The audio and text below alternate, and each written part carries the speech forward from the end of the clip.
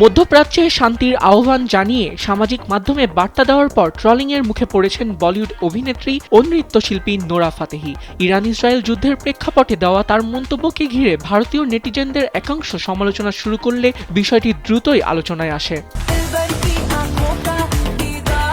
আন্তর্জাতিক গণমাধ্যমের এক প্রতিবেদনে বলা হয়, মধ্যপ্রাচ্যের বিভিন্ন অঞ্চলে চলমান সহিংসতা নিয়ে উদ্বেগ প্রকাশ করে সম্প্রতি নোরা বিশ্বজুড়ে শান্তি ও ঐক্যের আহ্বান জানায়। তিনি ভক্তদের শান্তি প্রতিষ্ঠার জন্য প্রার্থনা করার কথাও বলেন। তবে তার এই বক্তব্য অনেকেই ভালোভাবে নেননি। সামাজিক মাধ্যমে শুরু হয় তীব্র ট্রোলিং ও সমালোচনা।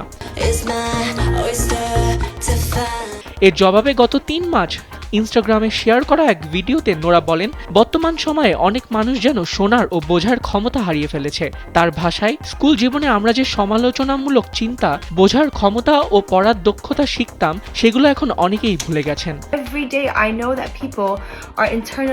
নোরা স্পষ্ট করেন, তার আগের বক্তব্য কোনো নির্দিষ্ট ধর্ম, দেশ বা জনগোষ্ঠীকে লক্ষ্য করে ছিল না, বরং তিনি পুরো বিশ্বের মানুষের জন্যই শান্তির কথা বলেছেন। So, comprehension skills, critical thinking. Abid খান, সময়ের আলো।